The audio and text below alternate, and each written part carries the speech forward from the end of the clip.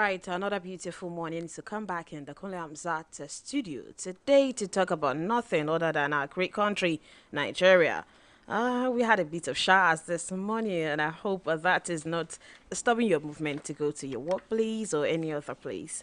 My name is Wuraola Yusuff, and of course, I'm in the studio once again with the great maestro who will help us in analyzing the stories that have been making the round since yesterday.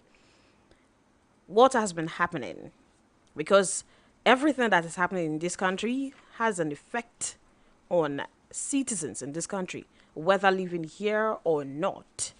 And as it is the norm, I'll be taking you through the front pages of our daily newspapers, after which Masha will come in to enlighten us and also let us know what the stories actually entails and how they affect us.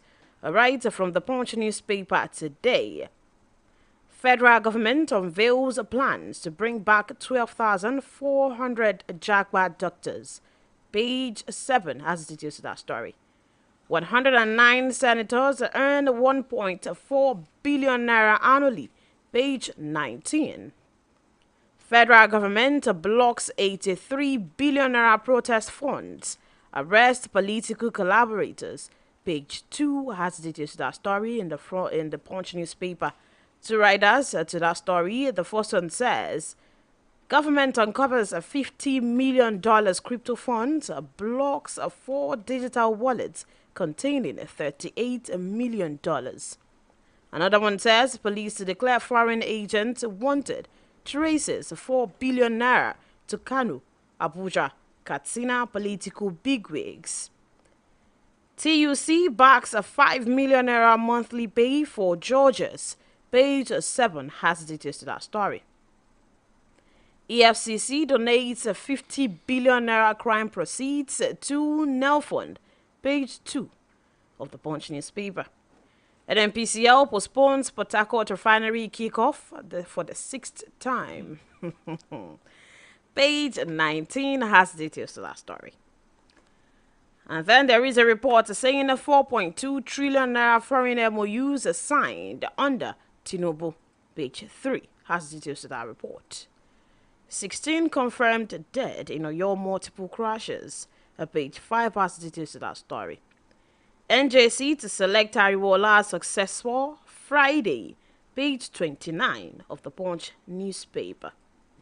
Moving on to the Daily Trust newspaper right now on the issue of the local government polls, opposition kicks as state electoral bodies impose new fees. Page 11 of Daily Trust newspaper. NNPCL, FIRS, others frustrating National Assembly, Tinubu's government. That one is coming from a Senate panel on the front page of the Daily Trust newspaper. We have that. There is also a report saying that Nigeria wasting rice, yam, fish amid food crisis. That one is on page 4 of the Daily Trust newspaper today. All right, we have the one confirming that President Tinubu approves a 300% pay rise for judicial officers.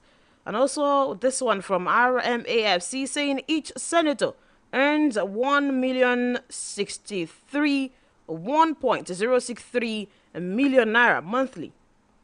All right, if you are not satisfied with the government, wait till 2027. That one is coming from the Council of State, because Mr. President has had his first meeting with the Council of State men yesterday.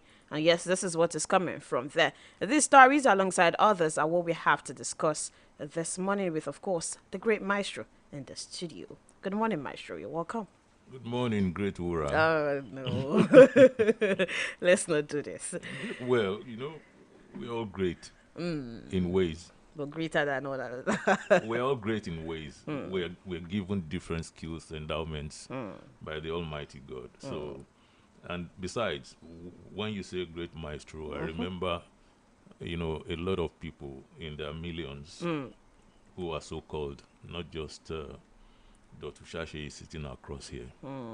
They're out there answering you every time you say great maestro. All right, then.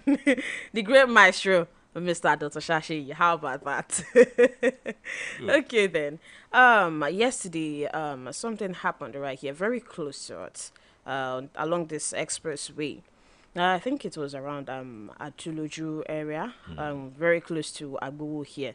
So it's very sad, very very sad because we had multiple people that were dead due to the road crash that involved a trailer loaded with roofing sheets, which collided with an 18-seater bus, a micro taxi, and also another Honda right there where it happened.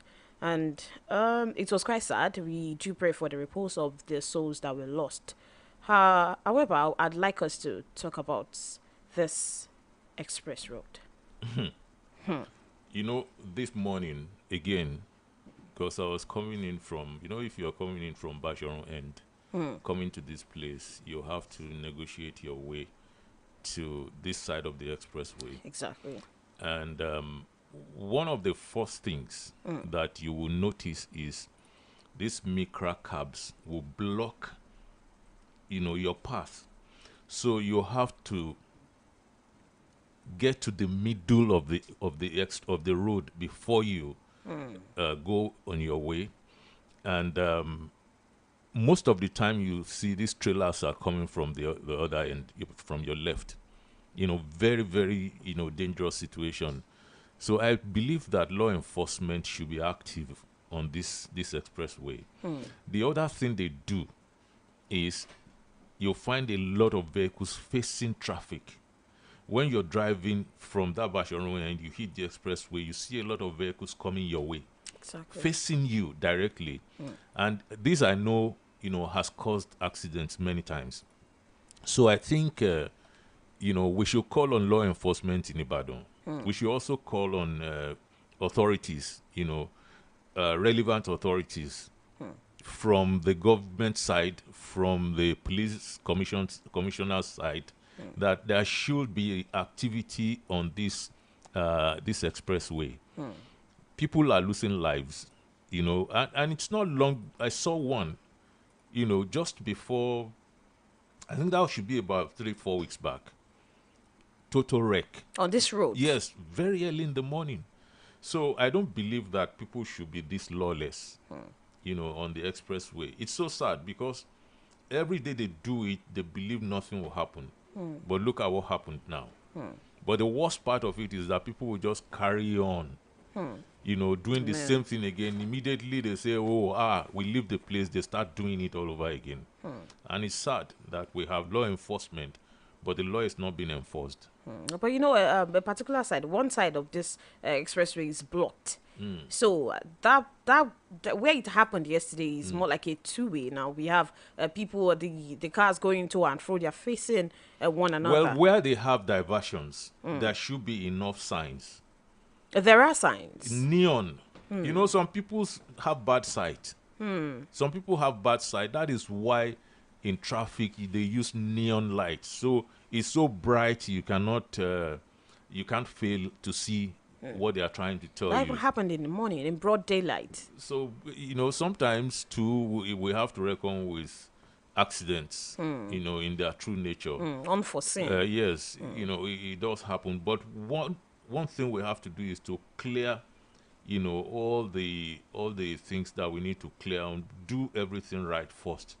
And so when accidents occur, we know that, well, it's just one of those things. But Maestro, the construction of this road has been going on before this administration came into place. I mean, what we heard then was even that, the then President Muhammadu Buhari will be the one to come commission this. But since then, I mean, after we had President Tinubu in office, I think we had a little bit of work going on, the activity going on there for a while. But for months now, that place has been there. No contractors, nobody is working on this particular expressway. But it's just that the road is still blocked. The culture of road construction, maintenance, and everything in our country is also a point of pain and embarrassment, because you never can tell who is doing what.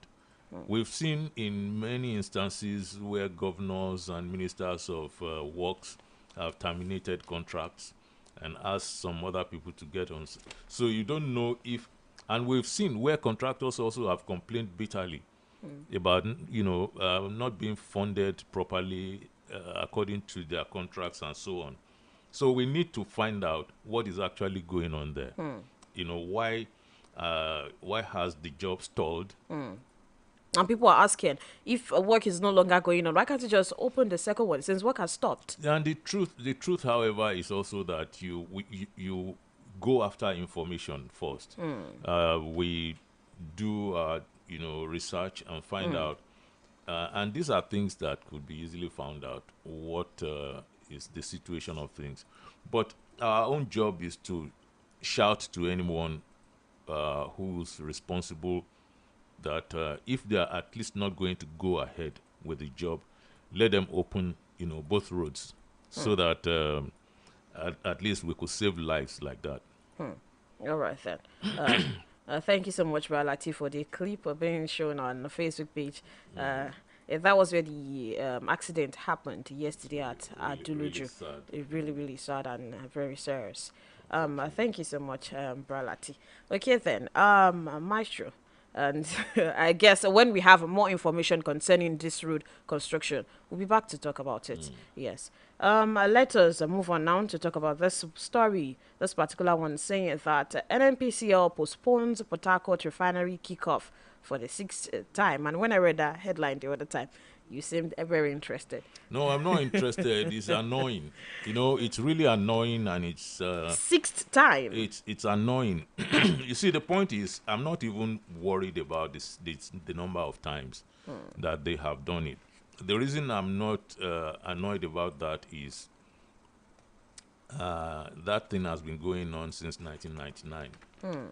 So I'm cutting a slack. That's why I'm saying it's annoying. It's irritating, not outrightly sad, because you are saying it's almost done.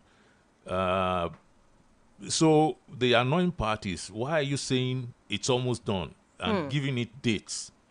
So why don't you just get, to whatever you're doing and leave us alone if you're not, until the day you're ready. Not raising our hopes high. Don't raise people's hopes and then be talking, shifting the goalpost every time that the old goalpost is faulty. I don't understand what they are trying to do. If you are going to, we're already used to people leaving the refineries like that. We've had several regimes before your own, and they never did anything. So if you are going to join the ones who did not do anything, just join them and let us be. But if you want to do it, stop giving, dates that will shift. So we don't know what date you are going to give again. If they give any other date, I'm not interested. The point at this, right now, we know that they are slacking. What they should have done, they are not doing. And we don't even know how much they are going to say they have spent on refurbishing this refinery. Because the last time they are talking about $1.5 billion haven't been spent on refineries that did not work.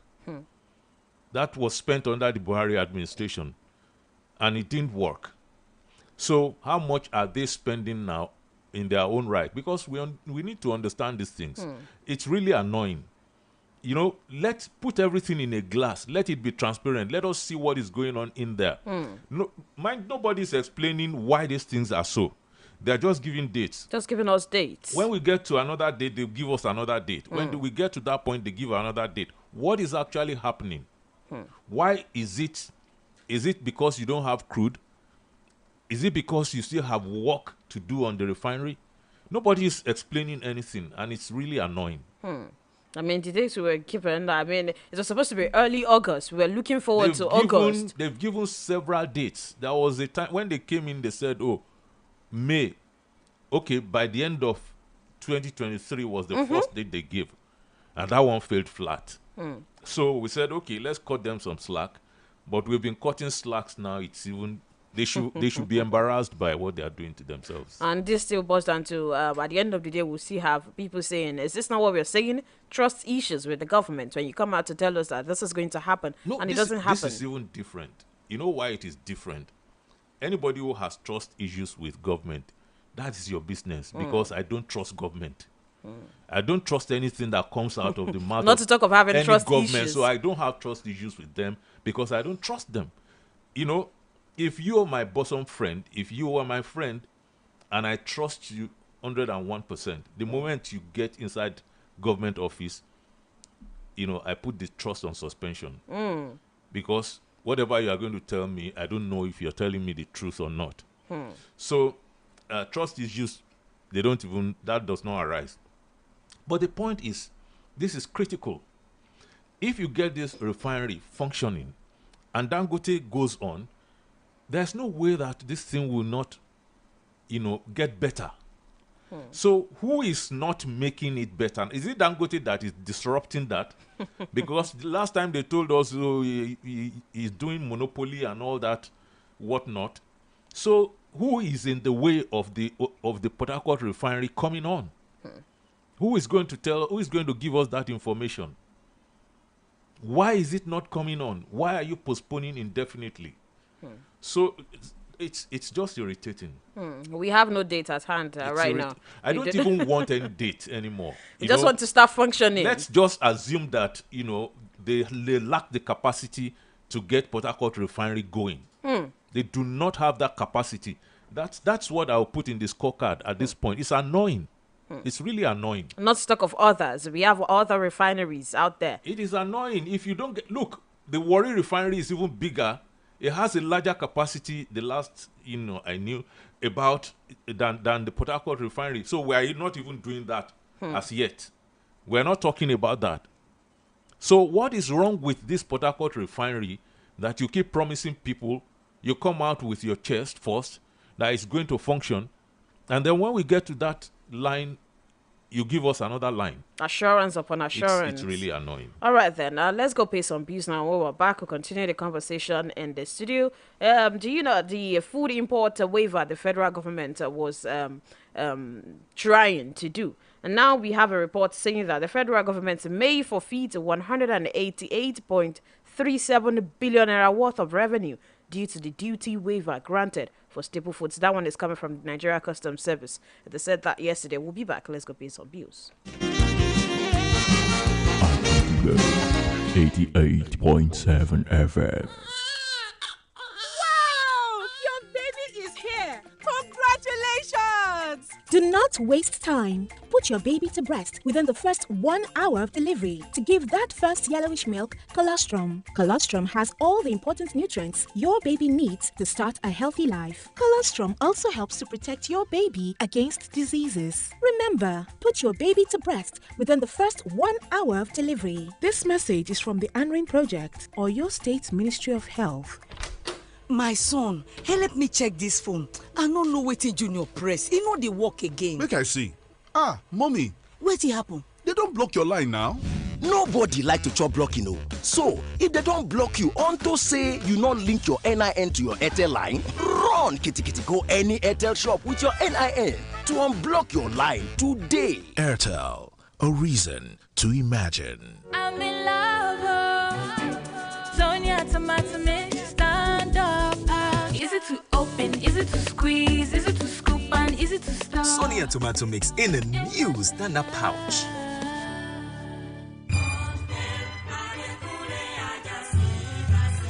Adekunle Ajasin University Ibadan campus Togun Wati Mufulani College of Education Ibadan Lagos Express Road Ọ̀rẹ́méjì Axis Ibadan lọ enroll báyìí courses tó bá wù ọ́ ní ọ̀yàn láàyò ló bá gba certificate lẹ́yìn àgùnbánirọ̀ English language political science accounting economics computer science biology health human kinetics social studies religious studies àti bẹ́ẹ̀ bẹ́ẹ̀ lọ sáré pé o ní 5 credits tó ní maths and English nínú Mondays to Friday lẹ́kọ́ ọmọ ìparí ọ̀sẹ̀ ní tàwọn tó wà lẹ́nu iṣẹ́ Saturdays and Sundays AAUA management lólùlọ́ǹtẹ̀ gbà postgraduate diploma PGD in education ó ti bẹ̀rẹ̀ báyìí o ní Mufulani College of Education in affiliation with Adekunle Ajasin University Akungba Akoko Ondo State gba fọ́ọ̀mù báyìí lélẹ́wùrà Community Grammar School number 1 Baálé Elewura Street Elewura Challenge Ìbàdàn àti ní Mufulani College of Education Ìbàdàn gbogbo student tó fẹ́ wọlé AAUA wọ́n ti gbọ̀rọ̀ yín ro fọ́ọ̀mù ti di 5,000 báyìí ó ti kúrò ní 10k 45,000 ní school fees ó ti kúrò ní 50k nítorí bẹ́tù ọ̀rọ̀ àjẹsẹ̀rí láfijáwọ̀ ń wálẹ̀ telephone 07031551555 website www.aauaibadancampus.com.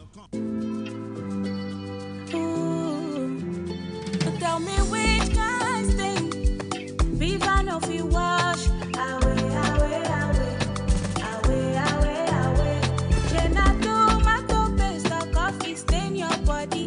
Viva go wash away. Chicken for your clothes now all you need for Viva.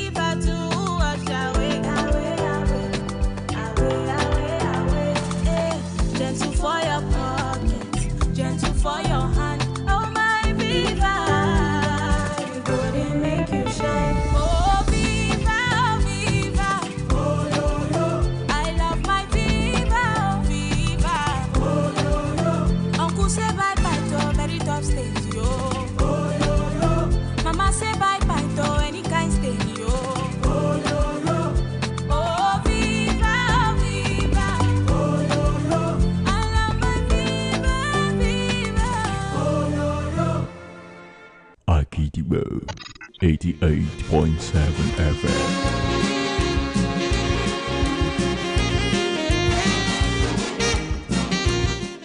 All right, you're welcome back. On July 8, 2024, the federal government announced a 150-day duty-free imports window for food commodities to ensure a reduction in food inflation in Nigeria.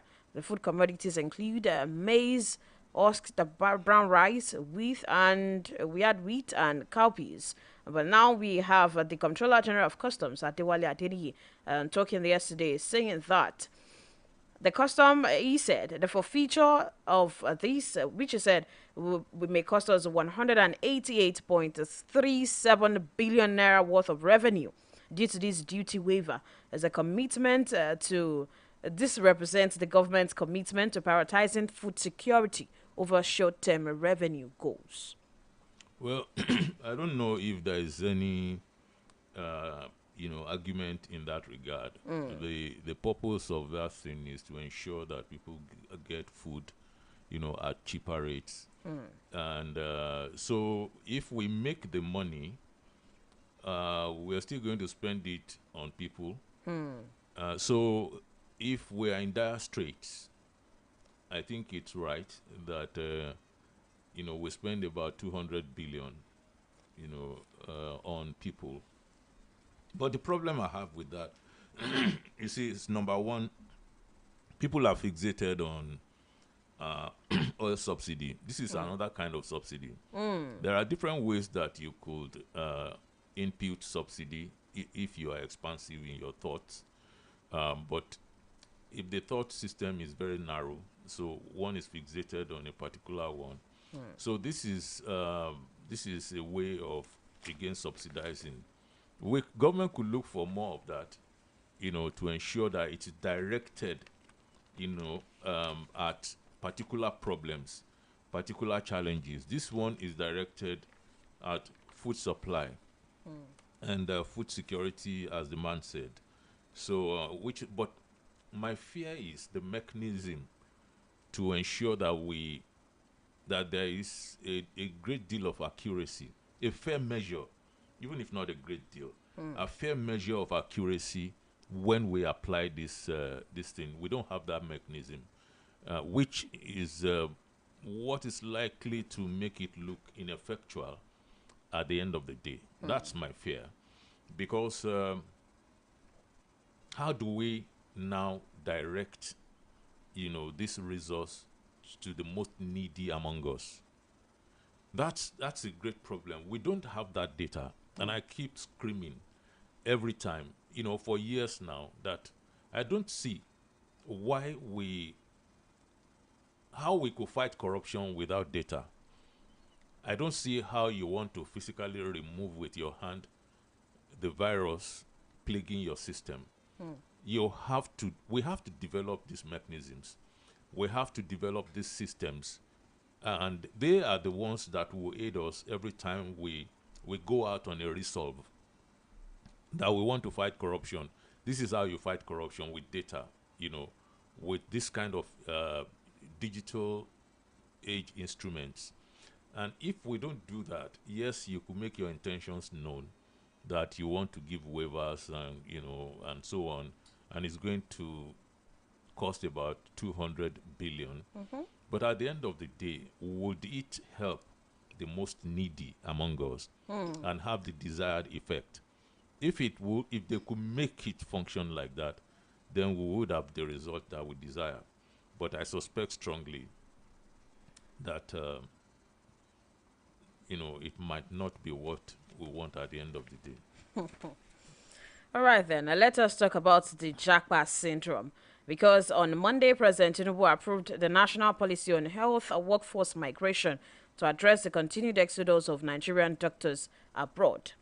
According to the Coordinating Minister of Health and Social Welfare, Professor Muhammad Patti, he said that the policy signed by President Tinubu was more than just a response to the ongoing exodus of healthcare professionals, but a comprehensive strategy to manage, harness, and also to reverse health workers' migration in Nigeria. According to them, the UK has 67% of our doctors. 67% of the doctors in Nigeria are in the UK. And 25%, they make 25% of the NHIS workforce.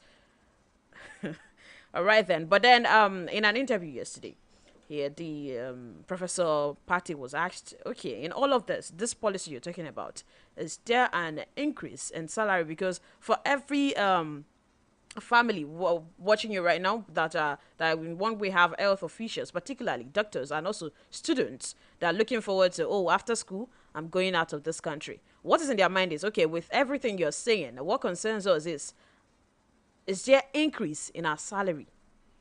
It's more than that. I don't know this policy, how much work went into this policy before they got done, and the president. A second. It's 7 a.m. on Agidigbo 88.7 FM. All right. I don't know how much work went into this. We need to know that, and we could only know that by reading up on the process. I'm sure we can lay our hands on it somewhere. We will try to do that. But this is what I have been talking about for a very long time, that somehow, before we slipped into this much crisis in the health sector about the Japa syndrome, we should have done something about our doctors and other health workers. Put them in a different class. Ensure that they get the kind of pay that would make most of them want to stay here. And that would now generate interest in people who are flowing into the universities. When you see how much doctors and nurses are being paid, you might want to change your mind if you wanted to go and read something else before, say, this is good enough for me. We have to have that kind of scheme about doctors and about health system. We need to have that kind of scheme about the agriculture sector. Something cerebral, something that is deep enough and practicable enough must be done. You see, the point is, this is what is done in other societies. You don't go and say, okay, we are going to equalize. We have to have equality. There's nothing like that.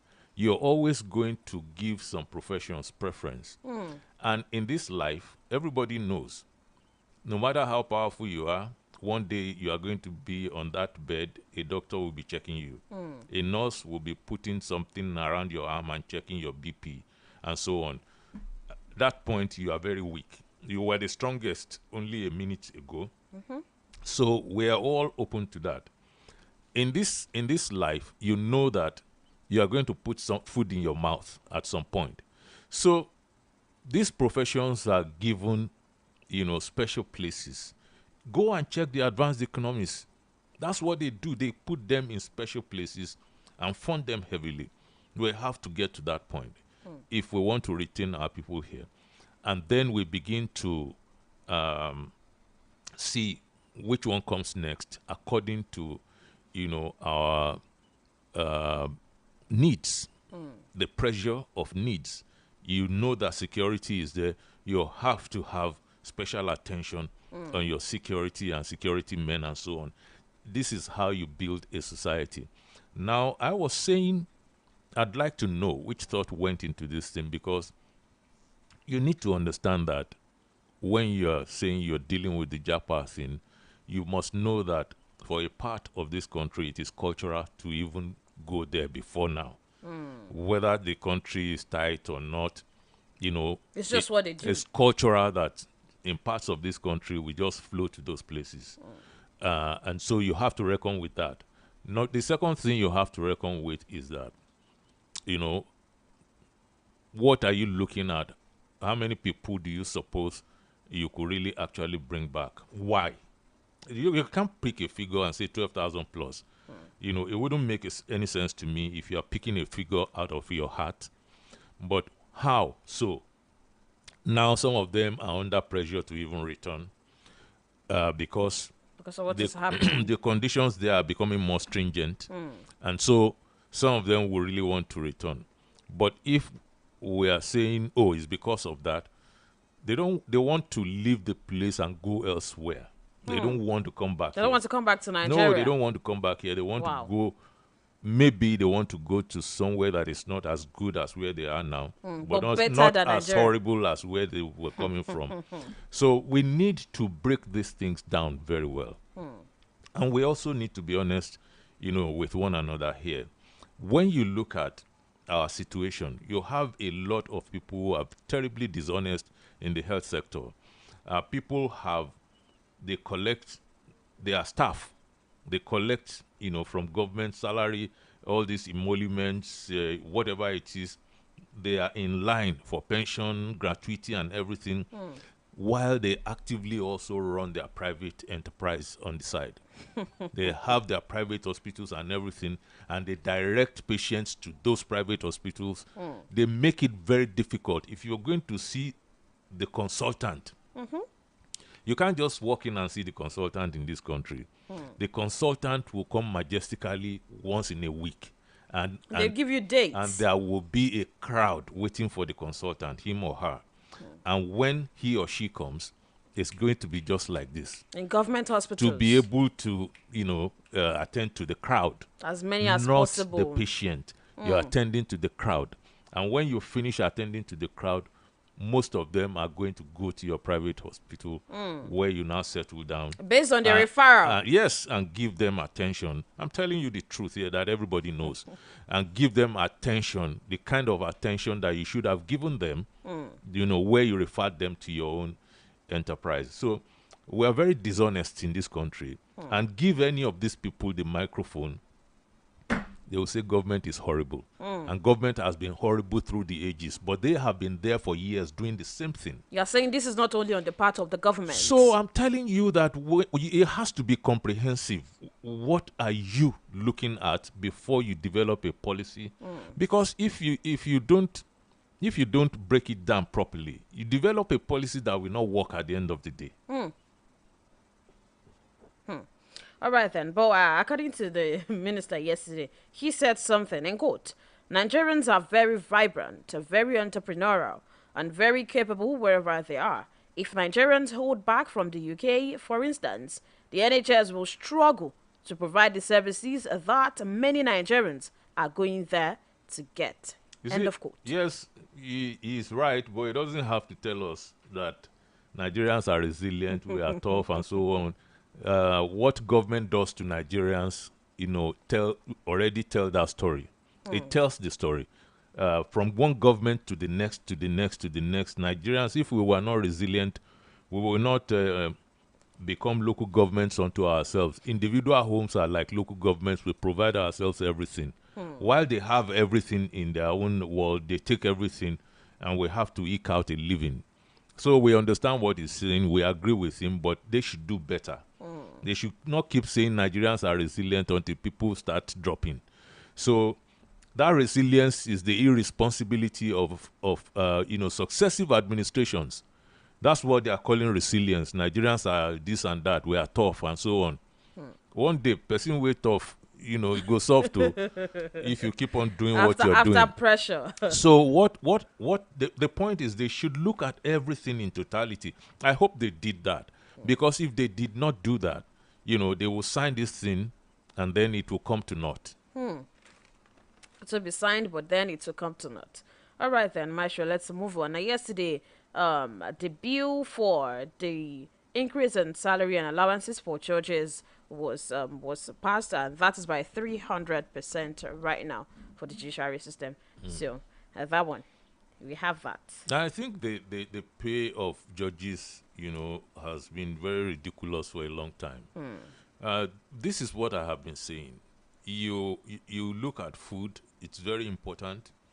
You give it priority. You look at health; very important.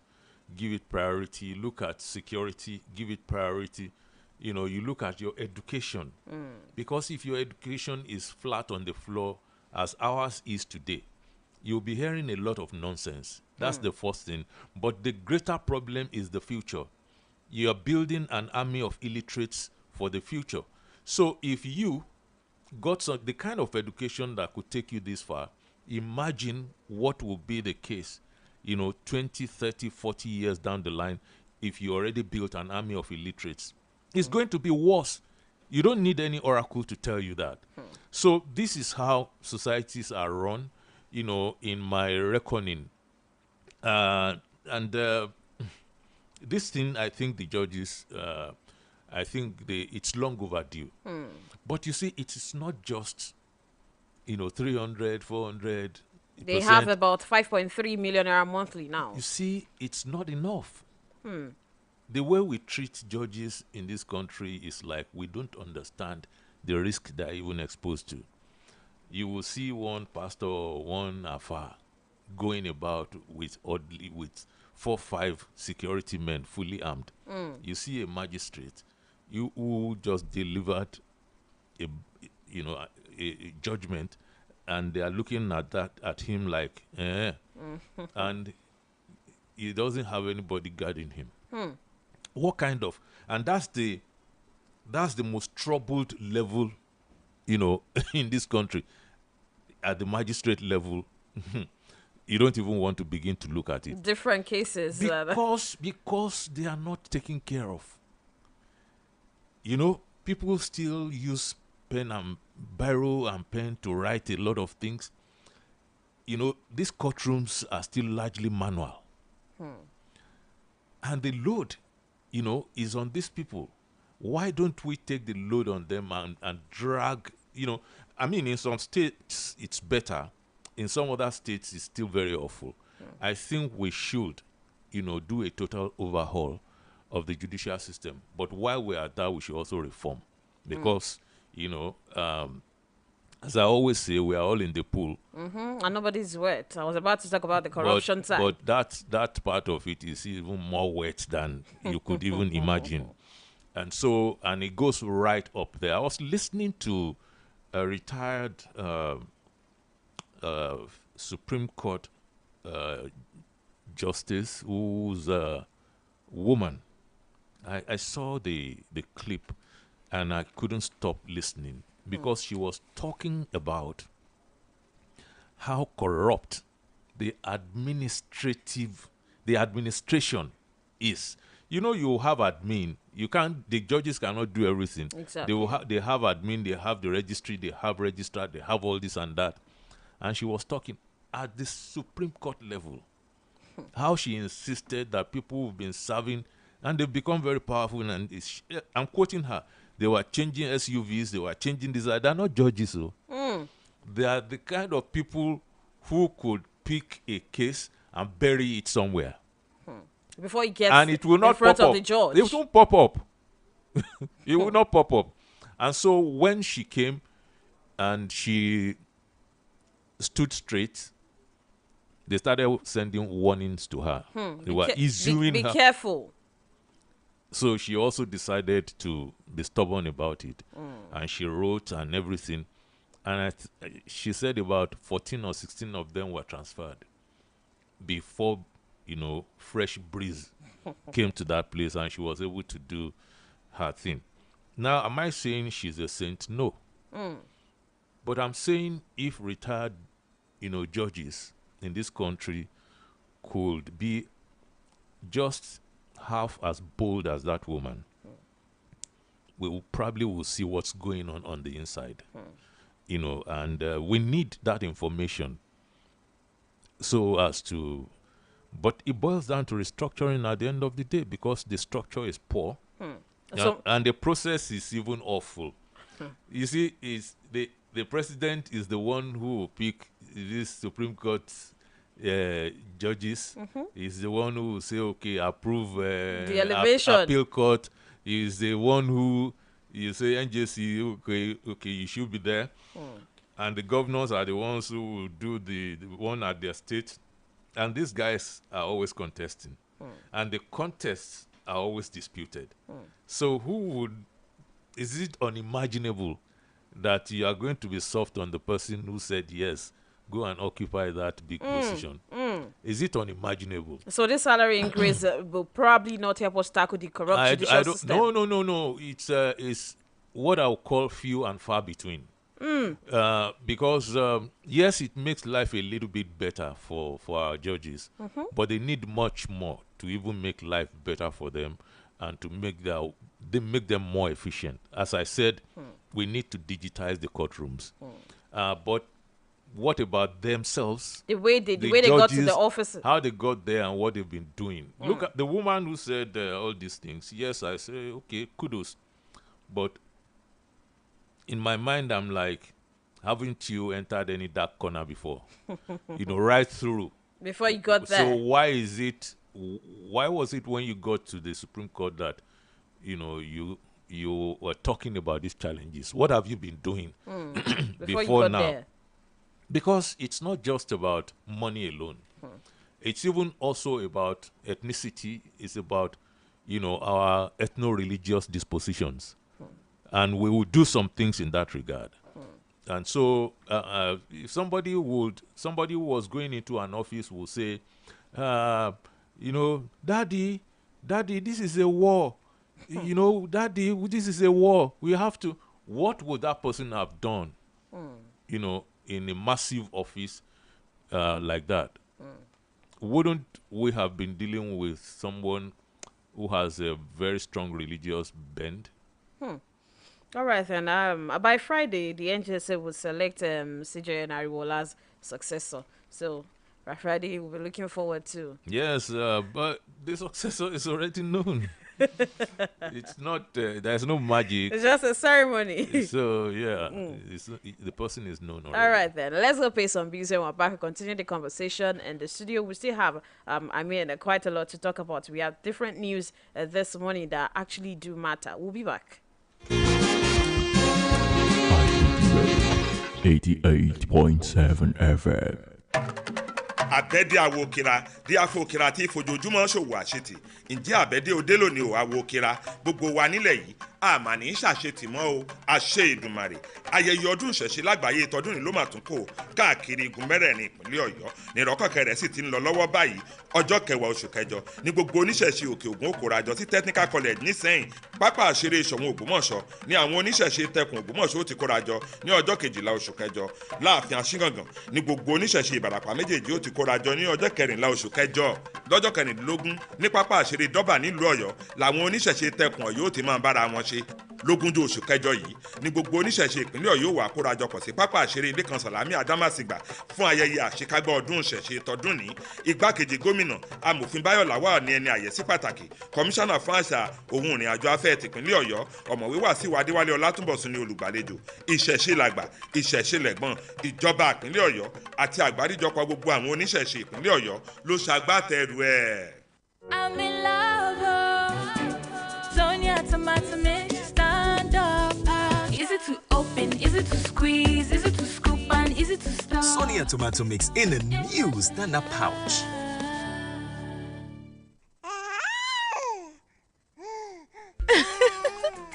Babies are God's gifts to parents, and breast milk is God's gift to babies. It contains all the important nutrients and minerals your baby needs, including water, for the first 6 months. Give your baby breast milk only.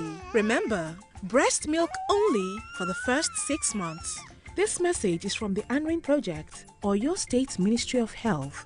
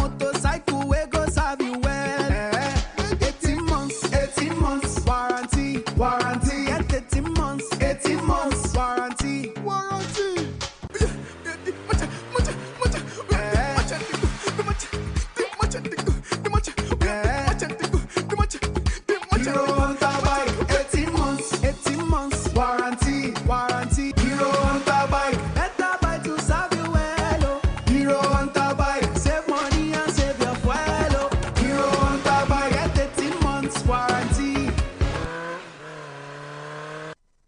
Akidibo 88.7 FM.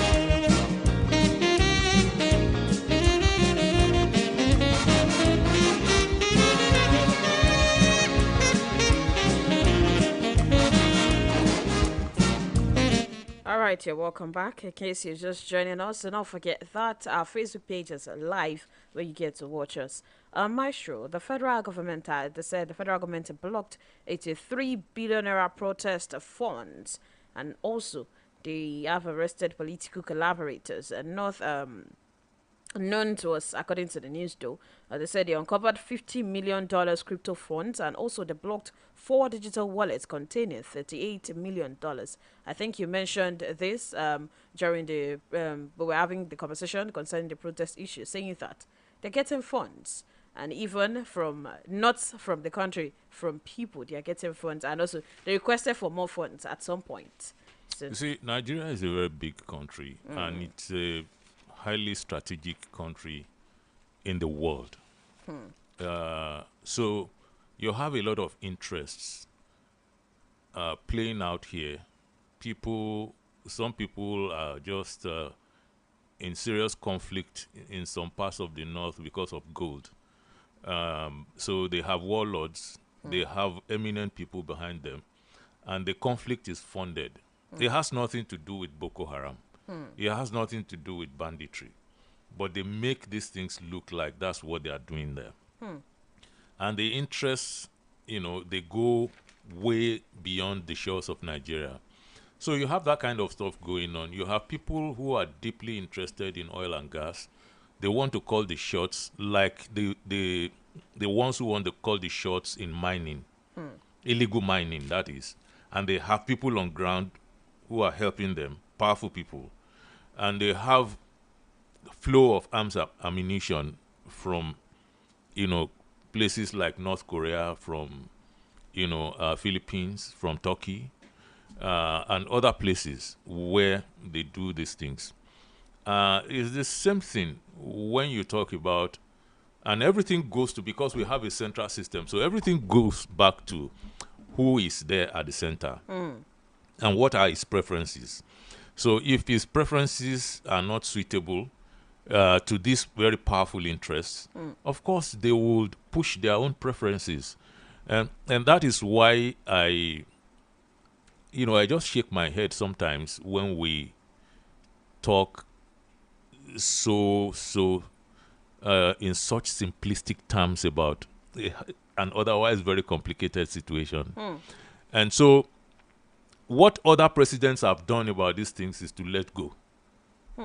They just stopped fighting these people, because some of them don't have the will to fight. The ones who have the will to fight, they don't know how to fight and still retain their positions. So a lot of things, happen.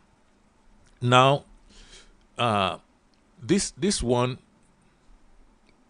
I don't really know how they are going about these things, but I can assure you that how I am reading things is different from, how, I think a large majority are probably looking at these things.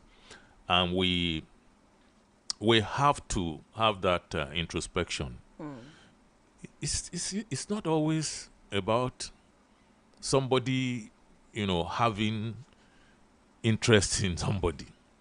It's about mostly having interest in your country and how you now see what plays out, in that regard. That's what I think is most important, because for as long as we do not have that kind of, clear-cut preferences, one, about your country, then you probably be open-minded enough to see certain things.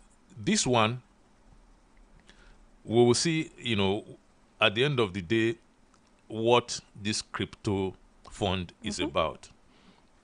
I can't sit down here and tell you, I believe everything government said about this. So they found funds. And this thing, they have to prove, that it actually, is about funding protests. And since they have arrested people, they have to take people to court so that we can also follow them, because it will be a serious disservice to democracy if we only pick people just to show, to back up our position that, this is what we... And that's the end of it. So that must not be the end of it. This money, these huge funds, let us see how you traced it to funding and so on.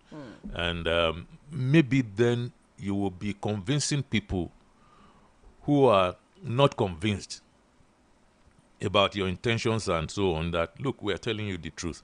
Because like I told you, I don't believe anything government says until I convince myself that. So in this regard too, I know that, look, all protests are funded.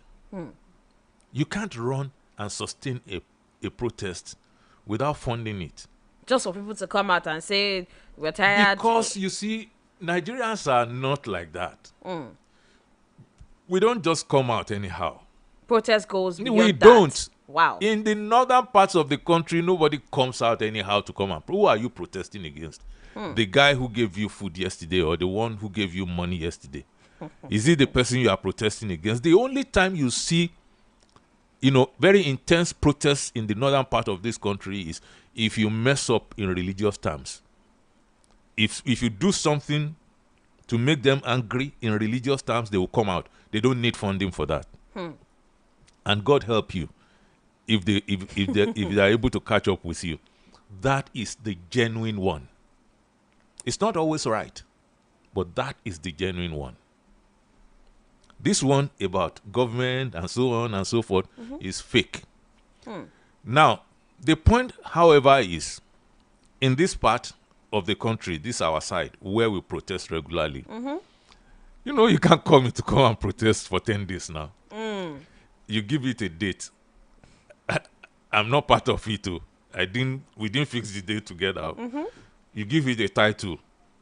You didn't seek my opinion to whether I object or not to. You got a list. Everything. You now said we are going to do this for 10 days.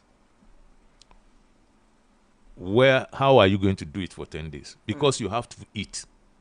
You have to drink. You have to get there and so on. It's funded.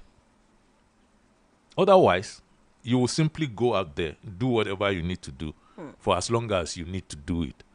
Because when I hear 10 days, I say, that's funding. That's funding. But sometimes the funding might not be what government is making it out to be. Let's be serious here.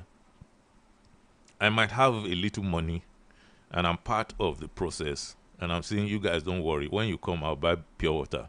When you come, we can get some snack around so that you could keep us going. Somebody else might say, okay, I'll chip into. That's different. But that is not how you fund 10 days of protest. You see, the irresponsibility of it is announcing nationwide when your scope is just around your ward. And so when you now say nationwide, it appears you know precisely what you're saying and what you're doing, and you have a grasp of nationwide concept. But, on the day, you're just in front of a stadium in Abuja or somewhere around that place in Lagos. And everybody who's been hearing nationwide, they go to town in other places to make it nationwide. So, I'm almost like, okay, let's see where the money came from. Okay. And let's be very honest.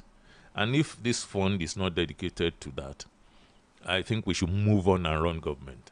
But if it is, nobody should be spared. All right, then. Still talking about funds, the Economic and Financial Crimes Commission, they donated a sum of 50 billion naira to support the Nigerian Education Loan Fund. They said this came from crime proceeds, and they decided to donate to NEL Fund. I don't know if the proceeds of crime I don't know if it's right for EFCC. for the EFCC to have the prerogative to donate it. But you never can tell. It might be a reportorial problem. It just might be that it comes with the approval of the president or relevant authorities before EFCC could now go ahead to say, okay, therefore, it's not just the EFCC doing that, but doing that with authorization. I would love to know the process by which they do these things, because every kobo made should go into the federation account. I don't believe that, some money should be stored up. When we begin to do that kind of donation thing, it's not going to end well. Because reserving that kind of right means I can wake up tomorrow and donate to my neighborhood. Yes, you can just decide to say, yes, take. I can donate anywhere I like. Eventually, I could donate to myself. All I have to do is be smart about it. So I think that is something. It doesn't sound right to me, but I hope it's a reportorial problem. EFCC announced that yesterday themselves. I hope it's a reportorial problem, but if it is as they have reported it, there's something off about it for me. All right. Okay. Not the intention, No.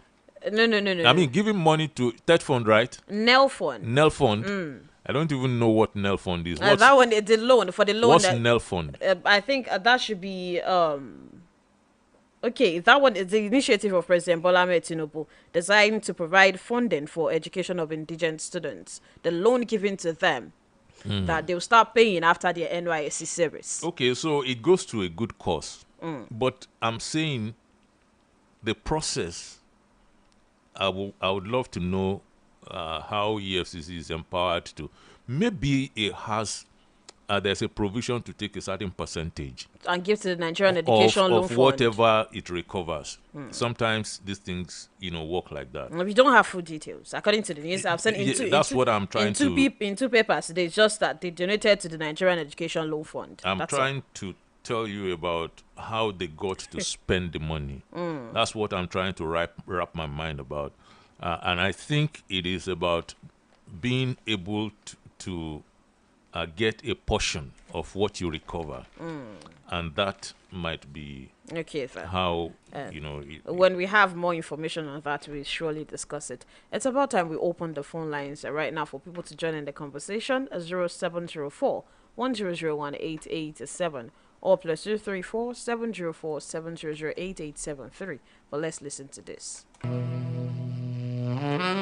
Thank you for your attention. It's been lovely to have you keeping it locked on Agidigbo 88.7 FM.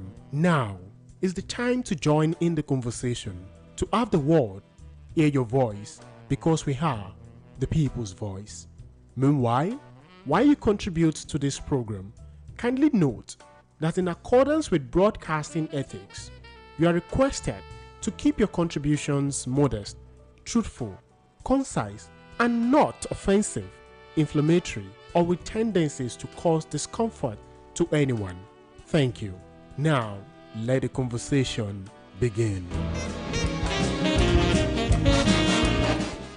0704-1001-887 or plus 234-704-700-8873. Hello, good morning. Good morning. Good morning, sir. Your name or where you're calling from? Yeah, this is Mansour Folangami from Orogun. All right, sir. Your contribution.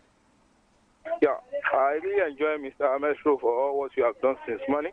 I appreciate your effort in doing diligent work with what we have been hearing over. But now it's about the doctor issues. That issue, the government has to look into it critically, because it's something that's affecting much of our things in this country. May God help us. May God heal our country. Amen. Thank you so much for your contribution, sir. Yesterday we had the Council of States and governors. They passed the confidence vote on the president. What did you expect? They've been there before. They will pass the vote of confidence and move on. It doesn't mean that people who do not have confidence should not express it. And I think some of them expressed it. Chief Obasanjo was not there. It was not. IBB was not there too. People are saying some people joined by digital means. Yes, we had Yakubu Gowon and General Absalam Abubakar, which is fine. So if you had about 5 of them, so they formed a quorum already. So which is not a very bad thing. But I don't see, the value in that vote of confidence.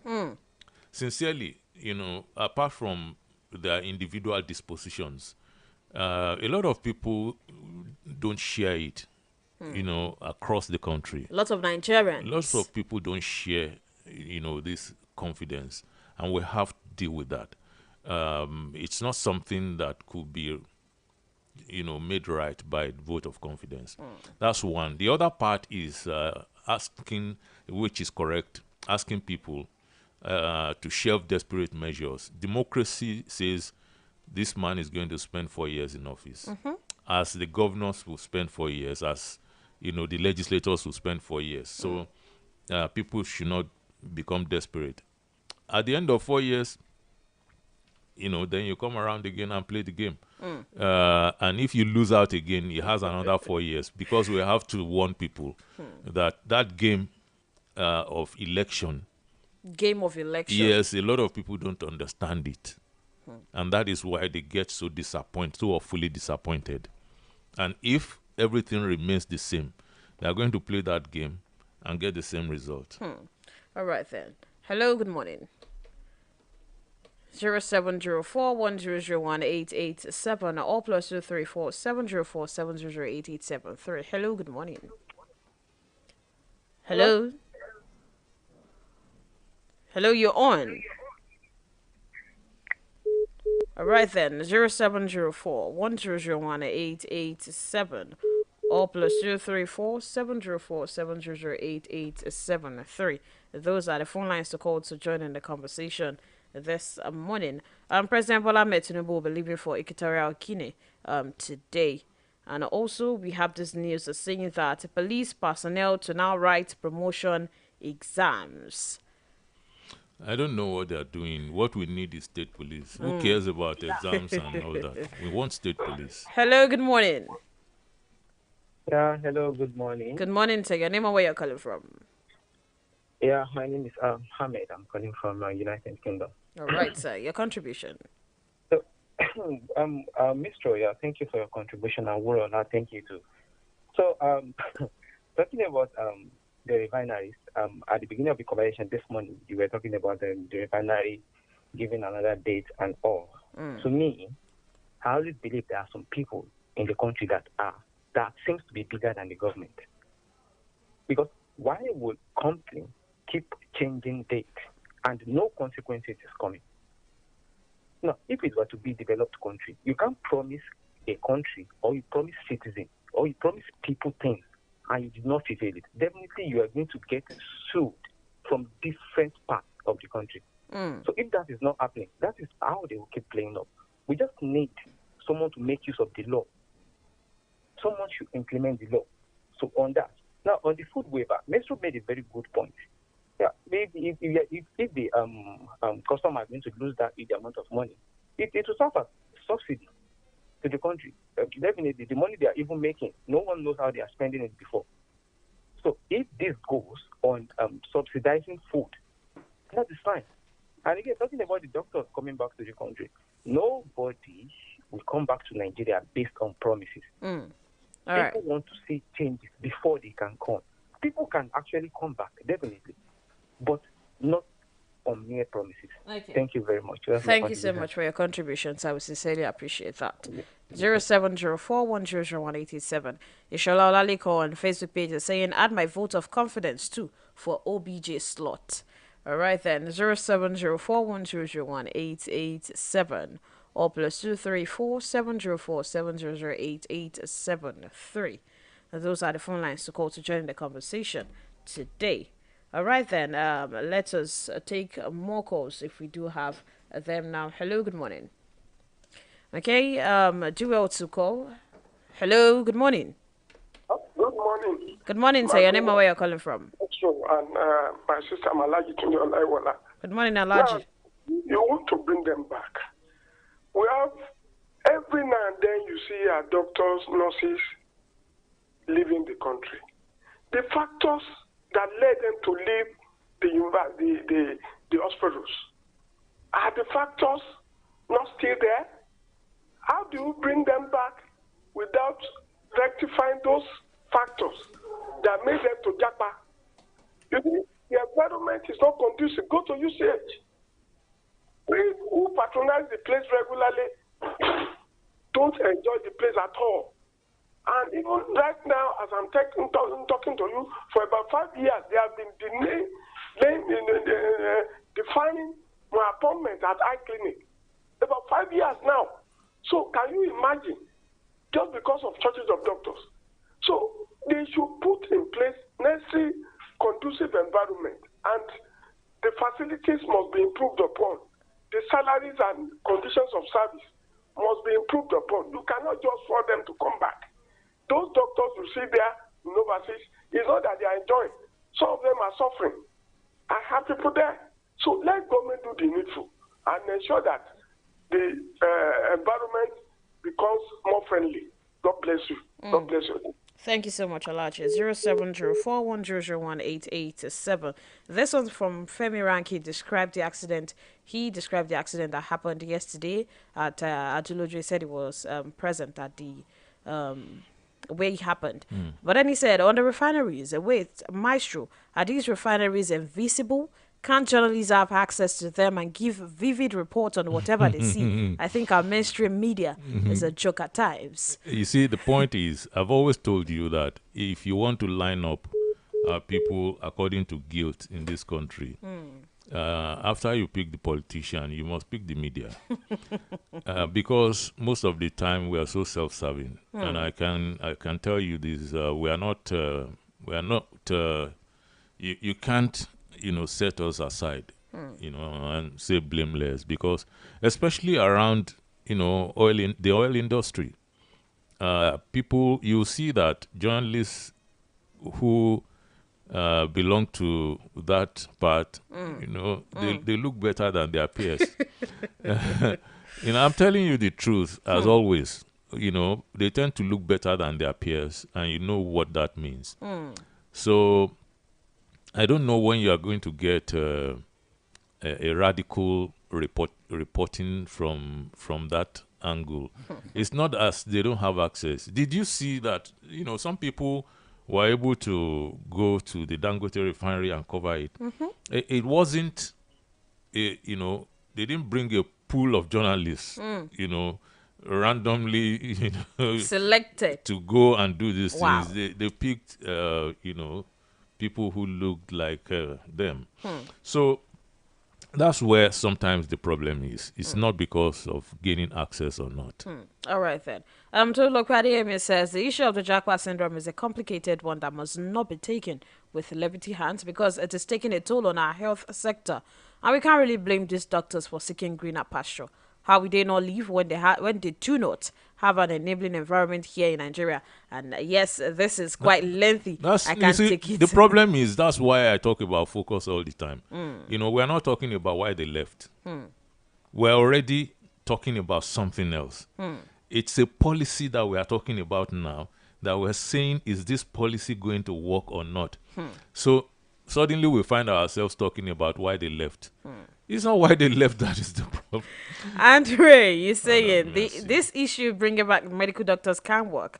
It's just to scare those that are planning to travel. No, I don't see any scare there, because you don't even know what it entails. You see, we're a wonderful generation. You don't know what it entails. You're saying it will scare them already. And, some people are saying, okay, if, the point is there's a policy afoot. So what we should do is to go and read up on that policy. And then when we return, they said it's available we on their talk website. more intelligently about it. It's as simple as that.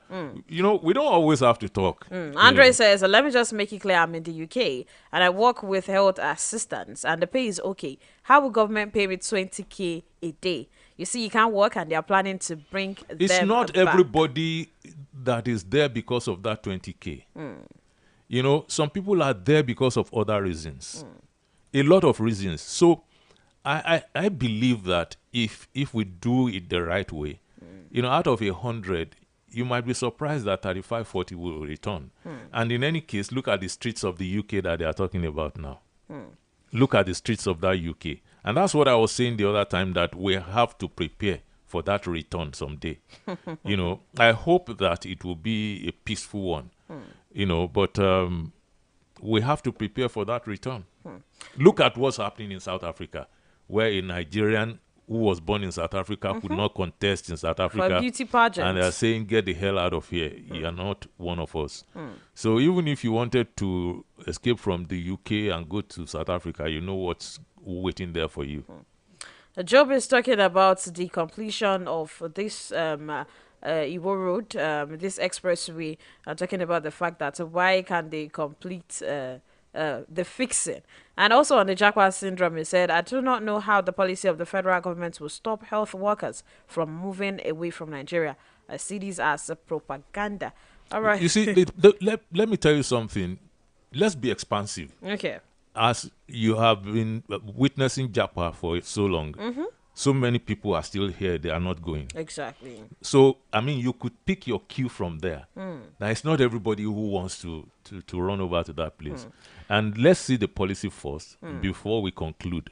I don't know how people get wet before jumping into the pool. It's strange. All right, then. Bakre Brian says, a few and far between. I think that's the grammar for the new Yoruba slang. Osomo Ojinosi.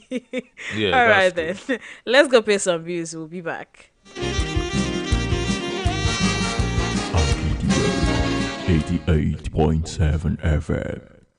tó o bárajà lọ́wọ́ oníbàárà rẹ tó bá fi díẹ̀ sí fún ọ ṣe bẹ́ẹ̀ni nìyẹn. bẹ́ẹ̀ni èèní ni. ó yá wá fojú inú wò ó kó o ra nǹkan ẹyọ kan wọ́n wá fún ọ ní mẹ́jọ sí i kí wá nìyẹn. èèní gọbọi nìyẹn. gbà bẹ́ẹ̀ èèní gọbọi nìyẹn tètè lọ ra síìmù Airtel titun tìrẹ náà kó o wá fi owó ìpè sórí ẹ̀ kó o sì bẹ̀rẹ̀ sí gbádùn ìlọ́po mẹ́jọ iye tó rà pẹ̀lú ẹ̀bùn ẹgbẹ̀rún kan náírà láti kí ọ káàbọ̀. Airtel, a reason to imagine. ọmọ ti dé ọmọ tuntun jòjòló òkú oríire má jáfara o gbọ́dọ̀ sọmọ lẹ́nu láàrin wákàtí kan àkọ́kọ́ tọmọ délé ayé láti fún un ní àkọ́kọ́ sí omi ọyàn aláwọ̀ òféèfé yẹn tí wọ́n ń pè ní colostrum àkọ́kọ́ sí omi ọyàn colostrum yìí ní gbogbo èròjà pàtàkì tọmọ rẹ nílò láti bẹ̀rẹ̀ ìlera pípé ó sì ń ṣèrànlọ́wọ́ láti dènà àrùn fọ́mọ rẹ rántí o fọ́mọ rẹ lọ́yàn láàrin wákàtí kan àkọ́kọ́ tó o bímọ ìkéde yìí wá láti àkọ́ṣeṣẹ́ ARIN iléeṣẹ́ tó ń mójútó ètò ìlera ìpínlẹ̀ Ọ̀yọ́. Guys, let's go and get seats at that table with Semovita. Sorry, this table is reserved for the bride's family.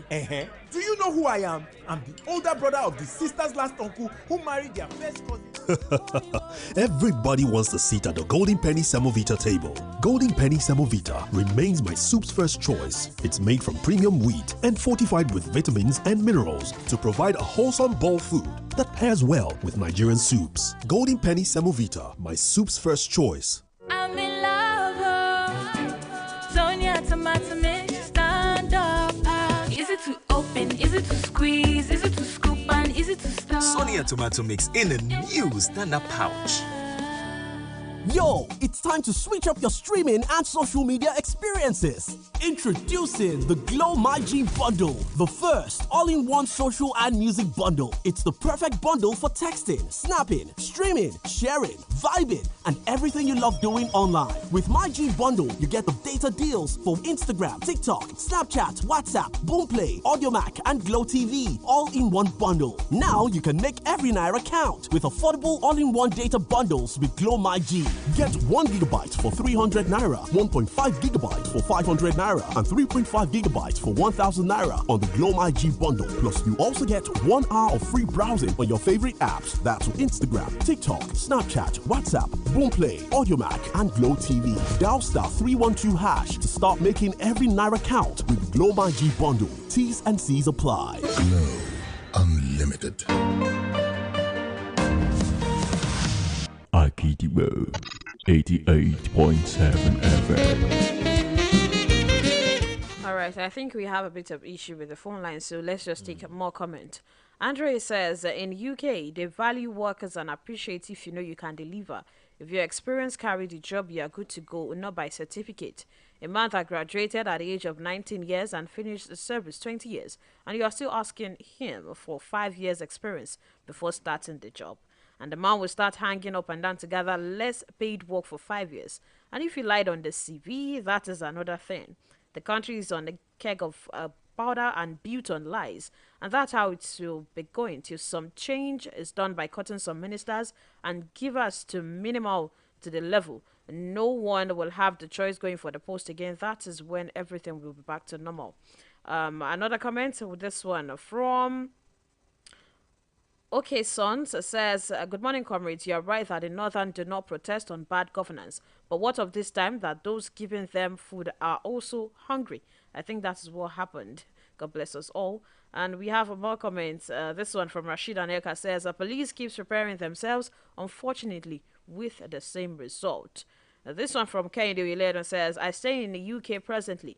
Public health service is hectic. A lot of people are in the waiting list of the NHS. We cannot completely vilify our government in Nigeria. The Nigeria heavily subsidized medical education. I think if one enjoys that, we should also reciprocate in a manner. No, this thing has to be comprehensive. That's why I'm saying, within this structure, you can only do measures, temporary measures. No matter how profound your policy move might be, it's going to be a temporary measure because you need a better structure in order to grow a country, and we need to start from the scratch. So when we are saying, okay, let's look at the policy, which I don't know yet, we are saying, okay, you have to do something in the interim. That's what we are saying. We are not saying, oh, it's going to be fine eternally as soon as this policy is okay. No, it's not going to be fine. What is going to make this country fine is for us to put all our energies behind restructuring the country. And that's what the Pandef people, that's what the Patriots, that's what people like us have been at for donkey years. So people who are coming in, coming of age, people who are gaining interest in the process shouldn't be wasting energies. This is the painful part of this. You end SARS today, you end bad governance tomorrow. Bring this energy behind restructuring the country. And let's see how that goes. We will all benefit. All right. Hello, good morning. All right. Rashid Aneka says, talking about yesterday's accident at Aduluju, it was a government's nonchalant attitude, if we have to be honest. This expressway should have been completed long ago. Imagine if the Mack truck that lost its brake was at this lane, it wouldn't have run into the 18-passenger truck coming and the micro just like that. The road is so thin for double way, and drivers have to dodge the portals at the same time. Hello, good morning. Hello, good morning. Good morning, sir. Your name and where you're calling from? My name is Bola from Ito. All right, sir. Your contribution. Good morning, Mr. Mesru. Good morning. Who will advise our president to listen to what people are saying? You just mentioned it now about the restructuring. People are advising the president, and he's saying that he wants to face economic issue. Where will economy grow in the area of insecurity? Based on your analysis this morning, it is very obvious that all the economic issue we are having, oil and gas, mining, or whatever. Hello? Oof. I think we lost that. Yes. Okay, let me quickly again say this. I will be able to concentrate on this on Sunday. But restructuring is not something that the president go up and do. Alone. Unfortunately, many people believe that Tinubu should do restructuring. You know what's wrong with him? Let him go and do restructuring. It's not like that. What is called restructuring is Ataria Janoku. It's not something that, the president could just say, okay, this is what I can do. He can't do it as president. Yes, Nigerian president is very powerful, but not that powerful. You have to carry sections along. You have to carry regions along. You have to carry a lot of people along who are powerful, and it takes a lot of doing. I mean, even the components are not done yet. He's interested in doing state police now, but he couldn't do it. Has he been able to do it? So what are the reasons that, will make a president fired up for state police or restructuring not be able to do it? All right. We'll talk about those things on Sunday. On Sunday. Olalere Bayale says, we need to have a change of mindset for Nigeria to grow well. Let us restructure Nigeria on zonal basis for accelerating and competitive development. On Nelfund, it was part of a way to generating funds from the account that allowed the EFCC to hand over a certain percentage of crime proceeds towards student loan. But morally, I do not like the idea of using crime proceeds as education loan for future generation of Nigeria. No, it doesn't really matter. No money is clean. Ultimately, yes, if you want to go philosophical, I don't think any money is clean in this life, not even the one that you take to church or mosque. At the base of it, you have, because you take it from someone. That's the concept of money. You take from someone, you give to someone. You take from a hand and give it to another hand. And so there is the money, there is the hand that is, that you're taking it from. Is it tainted or clean? Your hand that is taking it, tainted or clean?